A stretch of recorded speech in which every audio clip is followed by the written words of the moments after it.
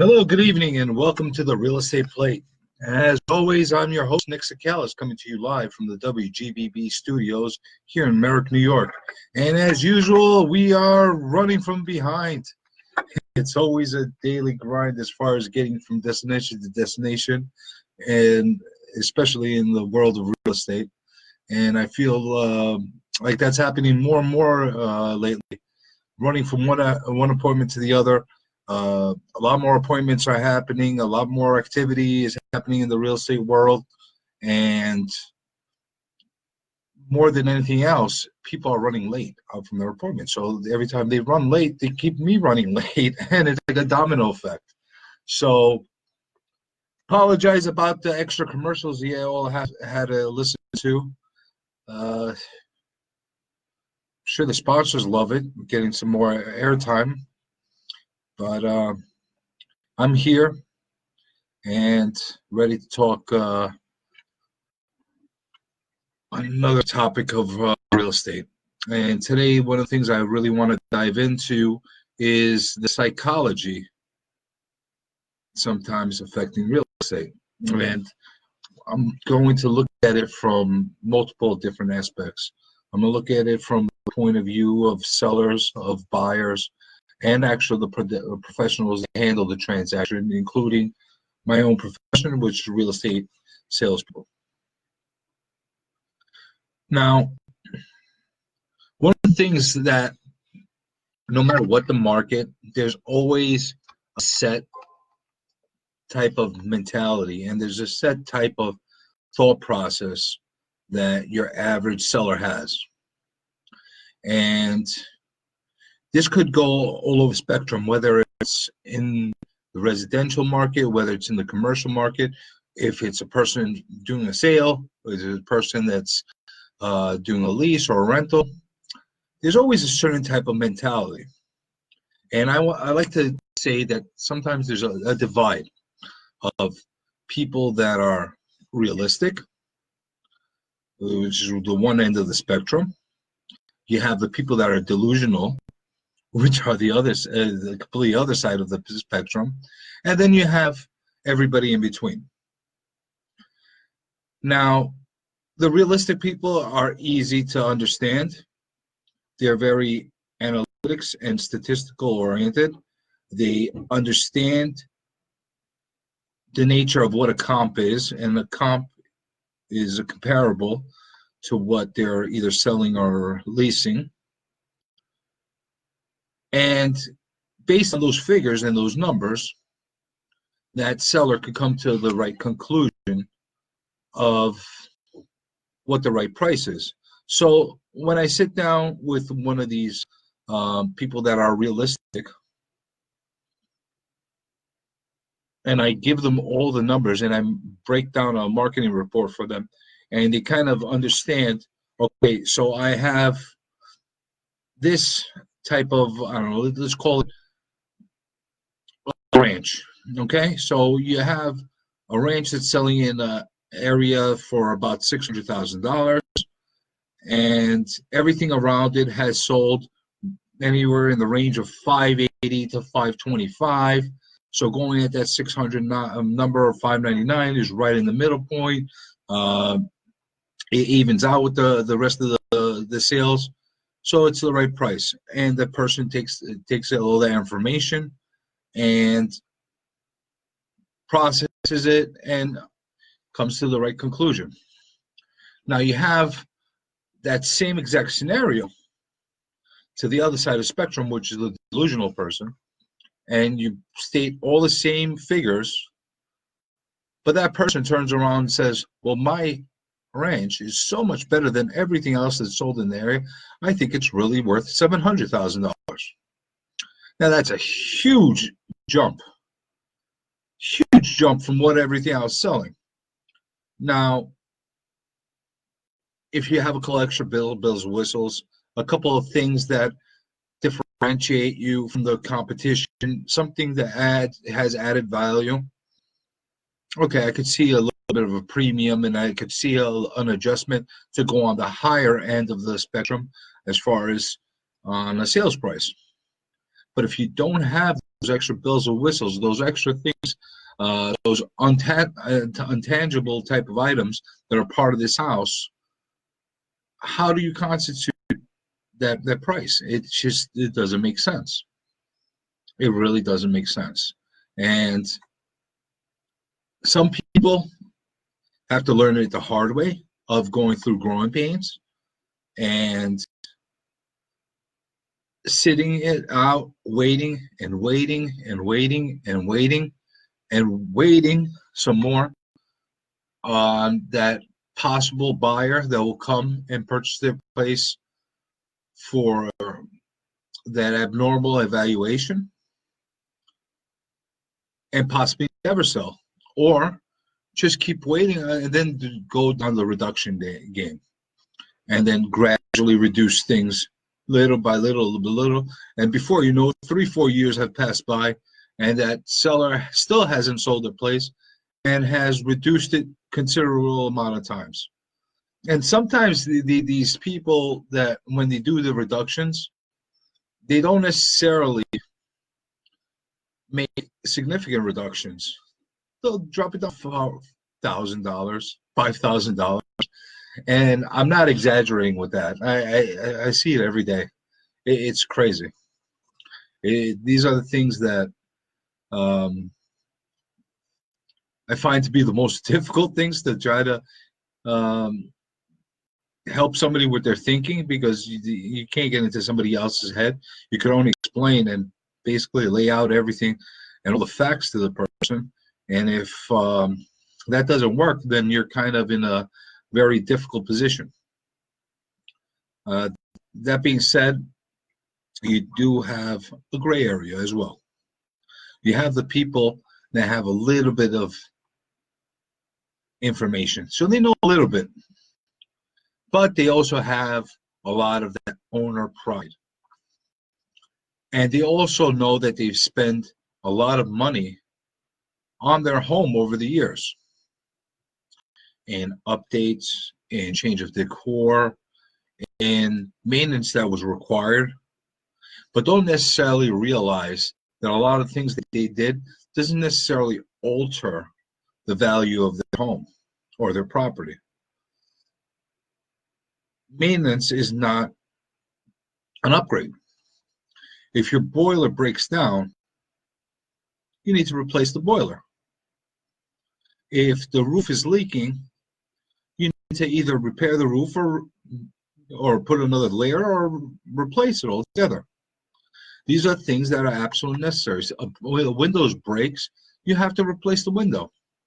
You can't add that on top of what the already evaluated price of your home already is. I've had this actually happen one time while I had a place listed, and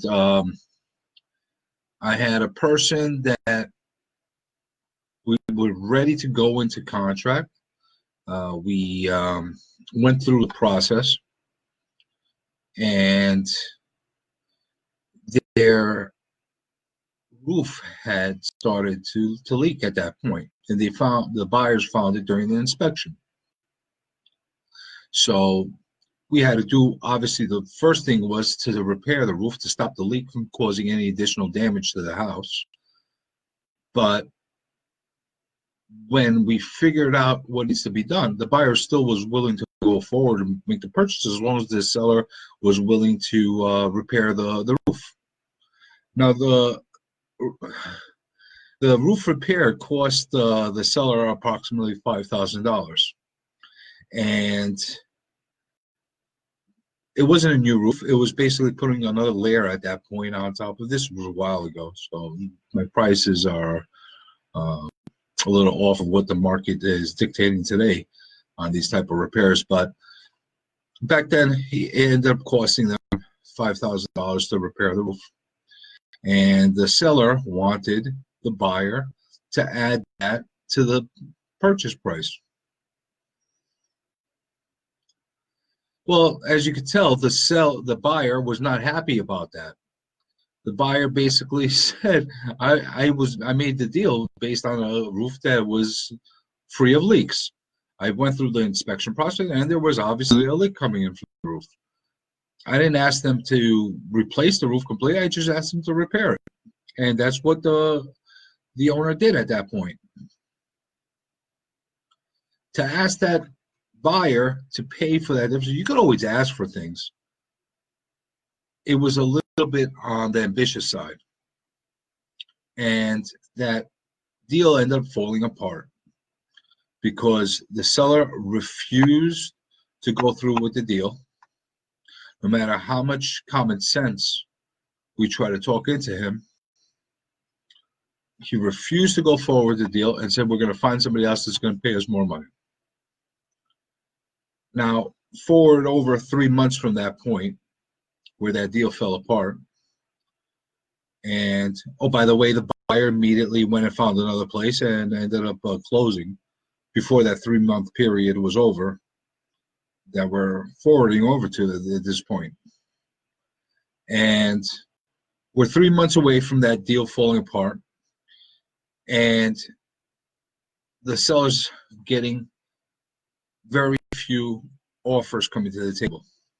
And every single offer is coming in lower and lower and lower. At one point, out of just sheer frustration, the seller takes an offer and says, I'm going to take it. I need to sell this place. He ended up selling for $15,000 less than what that original offer was for. Why? Because he was splitting hairs over a repair that needed to be done. And again, it's not an upgrade. Maintaining a property is considered something that is your responsibility as a homeowner or a property owner. Changing a boiler, changing a roof, changing windows, repairing electrical, plumbing, whatever the case is, something that's an actual necessity of a function of a home that needs to be repaired and maintained is part of the obligations of, being a homeowner. Now, was the seller happy about having to sell the place for $15,000 less than what we had agreed to at 3 months prior? No. Was he kicking himself over not taking the deal? Yes and no, because he was blaming everything on that buyer destroying his deal and why he didn't take that, why he didn't buy the house for $5,000 more at the time. So he had a little bit of that delusion down the line. But, he had nobody to look at it but himself. When we're all, and not only I'm giving my advice as a professional to him, his attorney's giving him advice, everybody around him is giving him advice and saying, you should go forward with this. It makes sense. And he bucked everybody. That basically gives you the idea that he had to learn the hard way. And there's a lot of people that are like that. They have to learn the hard way, unfortunately. Sorry about the adjustment on the camera, Facebook people, because of the rapid turnaround of sitting down here and getting myself situated. I don't know even if the camera angles are working right or the lighting's fine. And if it's not, bear with me. Hopefully the sound is coming out correct. But that was just one case example of a situation where somebody had to learn the hard way, and going into the psychology of real estate. Happens all the time with investors. I mean, I have many, when you're in a market like the one we have right now, it's a hot market. There were so many people doing rehabs, resells, flipping, new construction, knockdowns, etc.,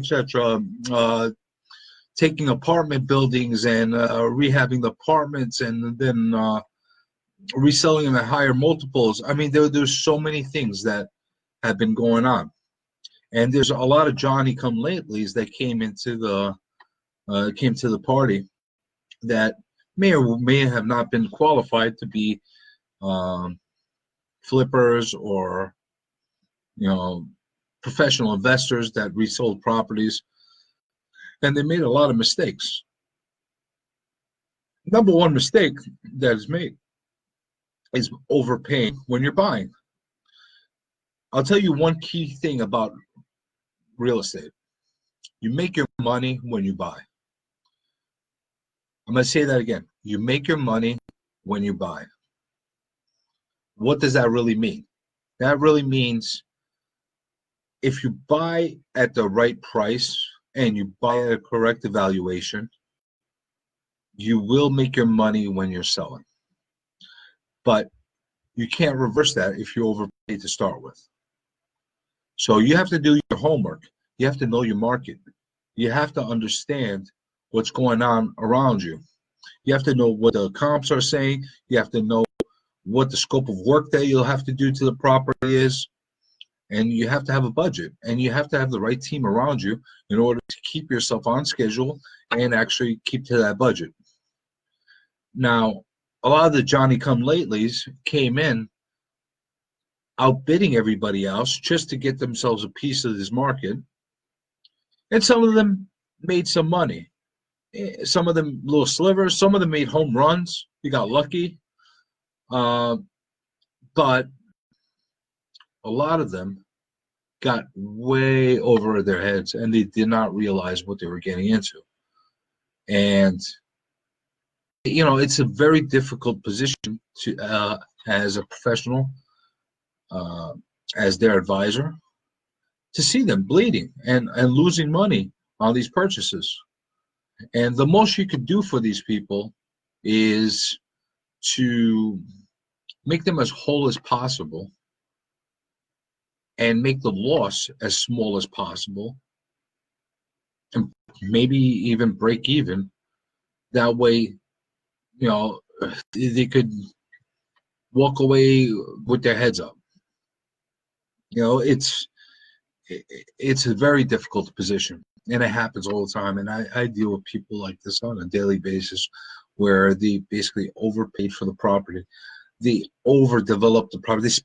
Sometimes they didn't overdevelop the property. They spent money in the wrong places, and sometimes the end product is not a great product, and they spend so much money in order to restore or rehab a place, or to knock down and rebuild a place, that the final number of purchase price plus all the expenses in is well over what the market can bear for them to resell it.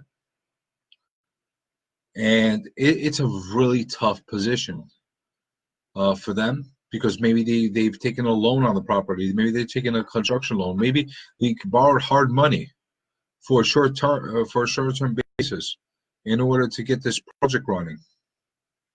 And there's stress and there's pressure coming from all ends on a lot of these people. And I definitely feel for them, and my heart goes out to them, because everybody has made their mistakes in life, and I've made my own mistakes where I've lost money on deals as well. But we learn. And sometimes these lessons are very expensive lessons. Other times they break even, and they say, at least I didn't get killed on this. But the psychology of a lot of these people that have these projects and properties is, I'm not going to take a loss. I'm going to keep this price the way it is, no matter how long it takes. Well, this is what happens. Every month that passes, there's a certain set of carrying costs. And here on Long Island, the carrying costs could get very expensive. Whether you're dealing with commercial properties or with residential properties, the carrying costs get expensive, because just the property taxes alone could be a mortgage for any average person in many cases.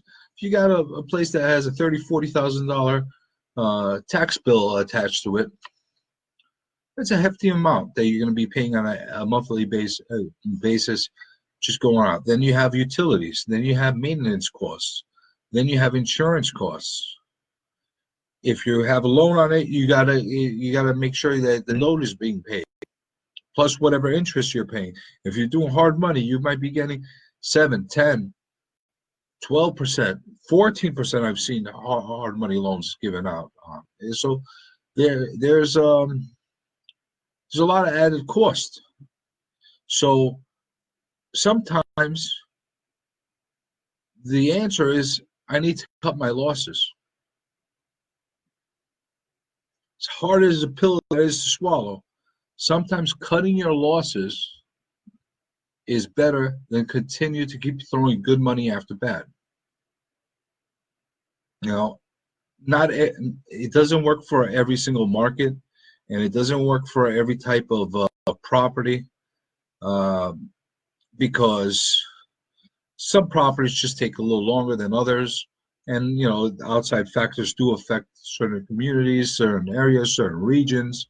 Whether you're selling commercial property that's in a difficult market, sometimes whatever the price on the commercial property is, just because there's so much more inventory out there, you might have a hard time selling it, even if you do go at lower rates than everybody else, or try to do a fire sale, whatever the case is. Or if you're in a very unique position of having a house that's very different from everybody else's house, and sometimes the price doesn't play a role as much as it being a good fit for that end user. And that's a difficult thing to deal with as well. But what happens is you see a lot of these property owners that are stubborn, and that's where the psychology comes in. And they refuse to drop their price, or refuse to do some things that would add value to their property, that might potentially get a buyer to give that additional money in order to get to the point where they need to be. And it's a tough thing. I was just dealing with somebody the other day, and he basically ended up spending close to $1 million with his purchase price on a property that really is worth around $900,000. And that's a dangerous number. And the thing that people don't realize, when you're in the higher price point range, and $1 million is really not what it used to be. I don't want to sound too glib about it, or make it sound insignificant, because $1 million is still $1 million. But it's definitely not what it used to be. And there's much more people out there that can afford $1 million house than there used to be. Part of that is the leverage that people use, and the loans that are available out there to make it affordable for people to be able to purchase these type of homes. But when you're at that $9 to $1 million territory, it's a dangerous territory, and I'll tell you why. It's very difficult to jump over that $1 million point if you're not exceeding it by a lot. And the reason why is, let's say you want to sell a house for $1,050,000 or $1,025,000. As silly as this sounds, you're going to have resistance from a good pool of buyers that are looking to make a purchase on this house by not wanting to pay $1 million and over. Do you know why they won't want to pay $1 million and over? Because they don't want to pay that mansion tax that's attached to it. And that's something that a lot of people don't know. In New York State, when you have a home that sells over $1 million, you're paying a mansion tax. And the mansion tax is 1%. Now you can tell me, what's the big deal? 1% on $1 million property. If you could afford $1 million house, what's an extra $10,000 if it sold for even $1 million? Well, that's where the psychology falls into place from those buyers. Just out of principle, they don't want to pay that extra mansion tax. I can't even count the amount of times I've sold $1 million house for $999,000 just to avoid that tax. And it does make sense. You know, you're fighting over $1,000 in order to save $10,000. Yeah, it does make sense. And I do understand the psychology behind it. But that's where those people that are selling in that price point are a little bit of a disadvantage. Now, add more of a disadvantage by having a house that's really worth $900,000 and wanting to price yourself over $1 million just to recoup the $1 million that you've already spent in the place and the ongoing expenses that you're going to have until it sells. Usually, I will have a conversation with the person and say, how quickly do you want to sell?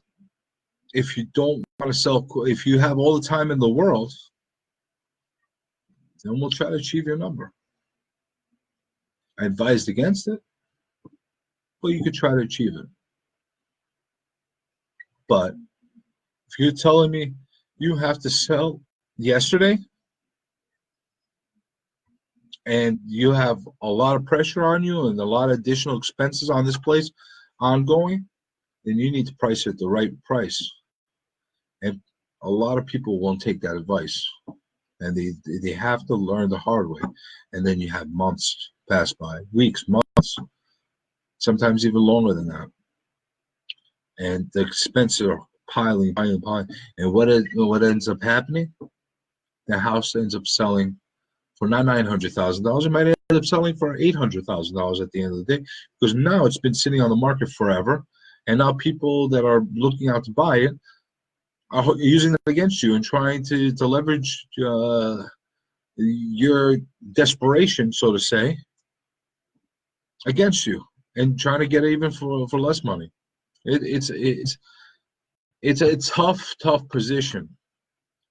And that person I was dealing with, they came to me with that scenario. I basically told them, if you really need to sell and you're really into this house for this much, because that's the other thing. Yeah, a lot of times the sellers are not completely honest with us as far as what they really spent or didn't spend on houses or on the builds or on the properties themselves, whatever the case is. And, you know, some people can justify inflated numbers. Some people can't. You know, most of the time I see past it, and I could tell how much was really spent on a place. And sometimes, you know, when people are animated and show me bills of how much they spent, it blows me away. It happens a lot of times when you have these flippers that sub out every single part of the job, and their subs take advantage of them, and they don't know how to estimate the job properly and delegate all the responsibilities in a way where they're going to keep costs down. And they end up going way over budget, and the costs are outrageous. And it's part of the growing pains, and it's part of learning how to properly estimate a job before you get into it. But, you know, that's one thing. Those are mistakes, and we're all human, and mistakes do happen. But I turned around and I told this guy, I'll be just doing a disservice to you by telling you that I'm going to price at this price and telling you I'm going to sell it overnight, because it's not going to happen. It's just not going to happen. So either go to a more appropriate number, or I suggest renting it out.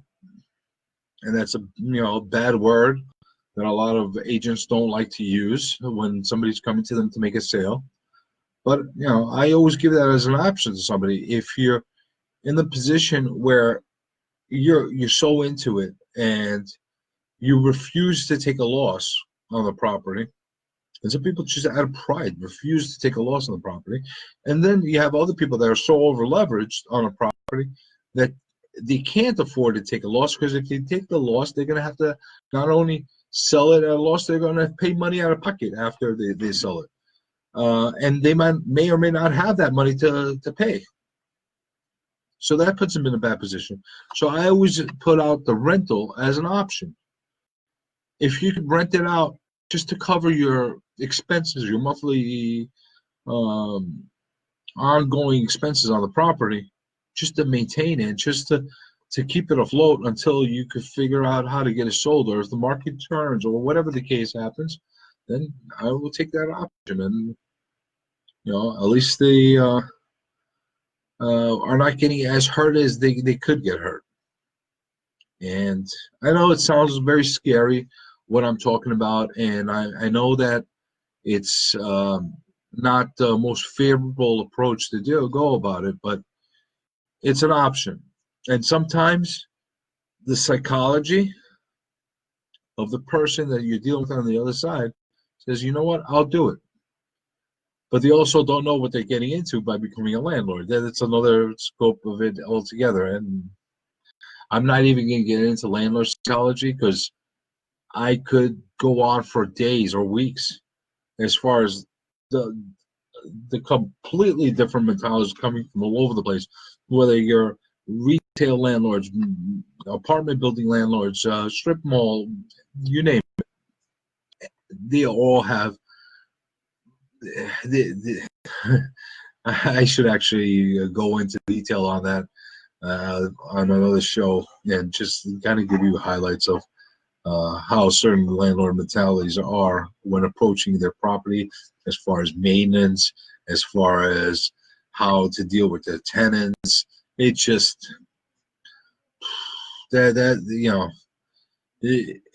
I'm sure psychiatrists have a amazing time just sitting in listening to the mindsets of some of these landlords.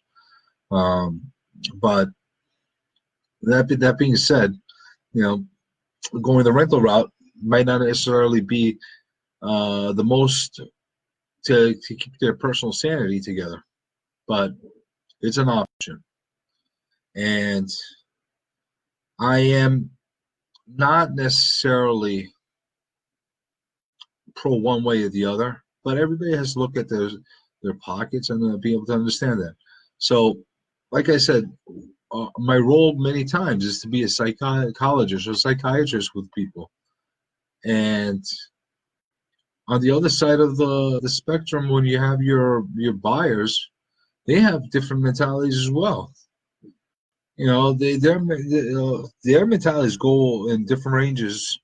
I mean, you have your educated buyer, and that could be altered as well, because a little bit too much education sometimes alters their buying process as well. And I'll say this so people understand where my mindset is. If you're a investor looking to make money on a property, and you're looking to buy properties in order to grow with, you have to look at it in a very technical, very analytical point of view, and you have to see how to be able to make your money with it 100%. And I'll turn around and find properties and say there's no money in this, there's money in this. I know how to work with a lot of my the specific buyers, especially when it comes to investors. But when it comes to making that purchase for your primary residence, that's a different story altogether. You have that group of analytical people and the educated buyer that is so educated in the matter and so analytical, over analytical when it comes to the valuations on homes, where they'll walk away from the perfect home, the absolute perfect home for them and their family, whether it's the home itself, the property, the location, etc., over minimal amounts, $5,000, $10,000, and they'll walk out of it just out of principle, saying it's not worth it, it's not going to sell. I know this is the number. I've done my homework. And all of a sudden, it sells not only for $5,000, $10,000 more than what that they were prepared to give, that maybe the seller had already counted them, maybe for $20,000 more than they would have expected. And guess what happens? What they say after? Oh, they were crazy. Maybe they were crazy, or maybe they found the perfect fit and were willing to pay a little bit more because they don't know if they'll ever find that fit again. And that's the thing about homes when you're buying a home for yourself to live in. And it actually applies to sometimes business as well, because location is a huge factor. And sometimes people walk away from the perfect location over pennies, literally over pennies, on the valuation of the lease and the price per square foot. And then they never find the same spot again. And that spot would have been the perfect spot for them to grow their business, to give themselves an established foothold in that sector, or whatever the case is.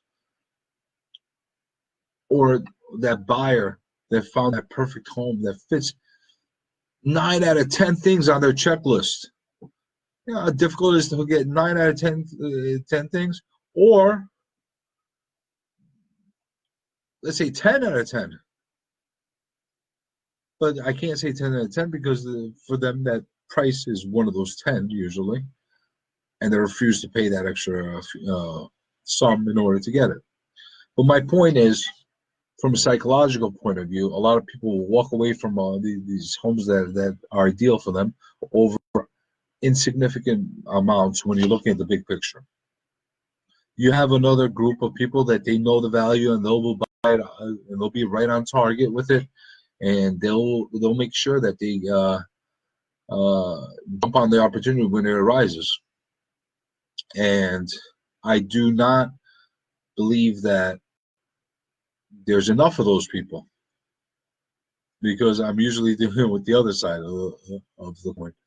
And there's people that are going to sit and nitpick, and they're going to scrutinize every single little item that's wrong with the house. Sometimes psychologically they're not ready to make that purchase.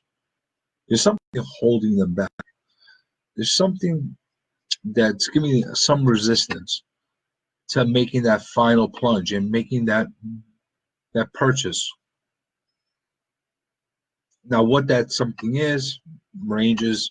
Everybody's different. There could be all kinds of different reasons why, but there is a certain type mindset to that. Now you have the other set. Sometimes I go to the other extreme opposite, where you have the buyers that are ready to pounce on anything. They don't know any better. And that's where our job as professionals is to help educate them.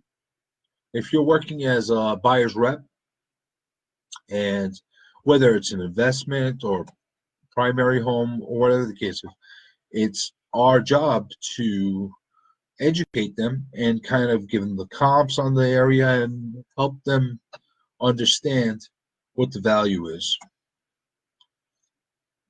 Notice I said buyer's rep, because if you're going to the listing agent for advice, and that's usually my role, being a listing agent, because I'm more primarily represent sellers and landlords, and then people on the buying side. And usually on the buying side, it's usually from the investment point of view. I mean, I have my team members that specialize in buyer representation, but it's just not something I do much of anymore. I'm usually the listing agent.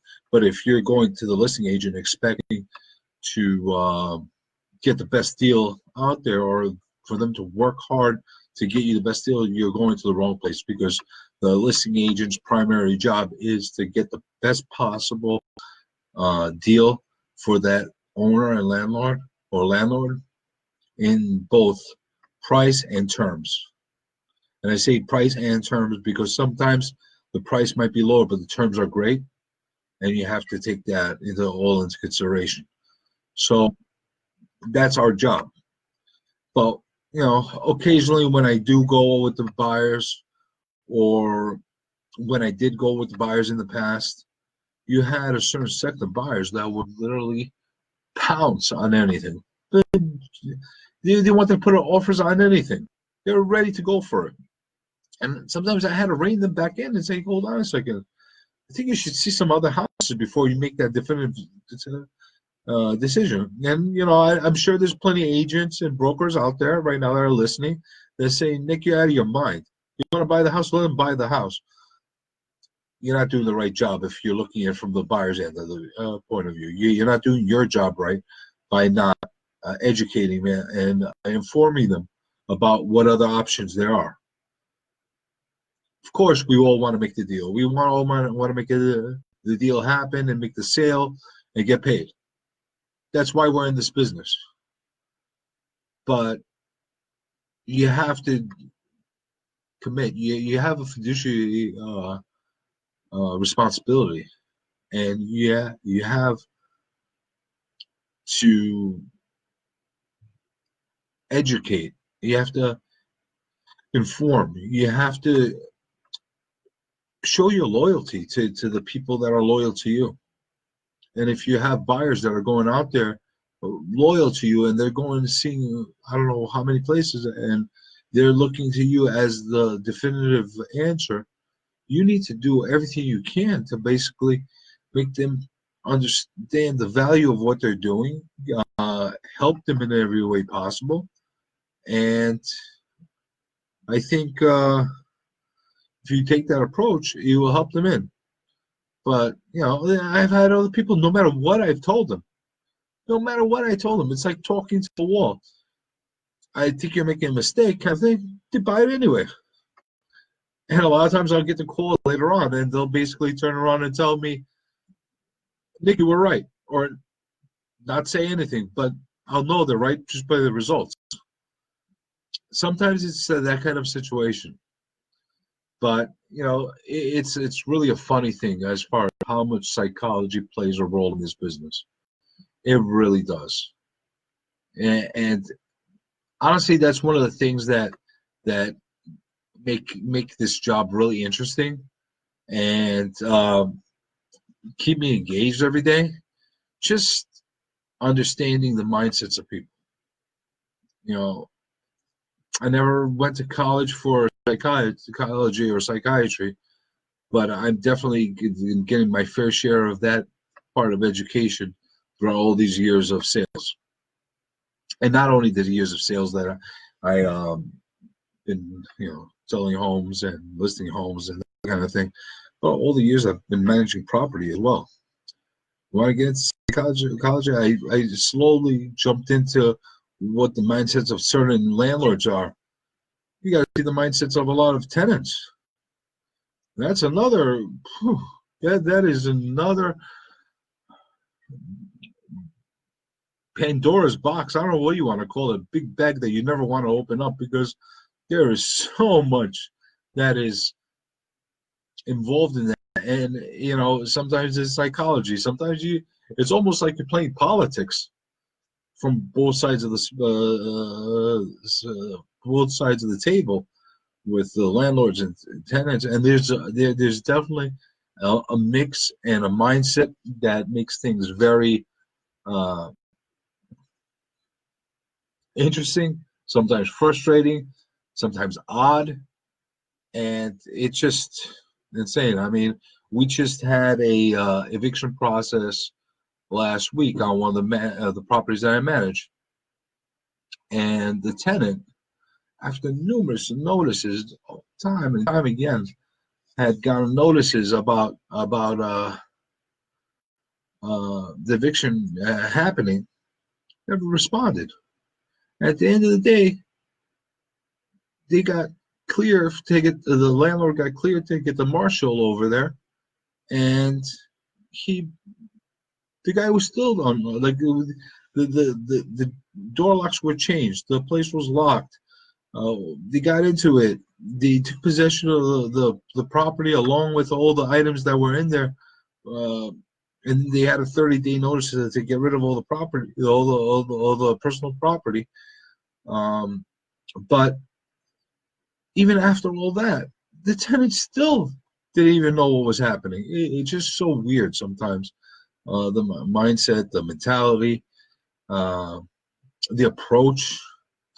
It's amazing. Honestly, I'm really intrigued by what I listen to and deal with on a daily basis, and I'm sure there's going to be a lot of crazy things that other people have seen and certain mindsets and mentalities that maybe I haven't come across to this point. It'd be difficult to believe because I think I've come across a lot of it. But then again, every day I do see something different, and I do learn something different every day. So that's something to be said. I mean, anybody ever want to call in the future souls? Not tonight because I'm not going to be able to take any calls, and I'm sorry to the person holding. But we do have a little bit of problem with our switches today. But I love to hear some of these stories down the line, and just wanted to remind everybody about our ongoing contest, and that's sending us somebody's most unique marketing approach or strategy or marketing piece towards selling a property or leasing a property. Anything that has to do with marketing a piece of real estate. Again, the winner will receive a $50 Visa gift card along with a opportunity to come on the show and talk about their approach with that unique piece of marketing. I'm getting some things coming into me. I'll be really honest, I haven't been wild yet. And I will release the top things that are released to me. The contest is going to be going on to the end of April. Probably be doing our official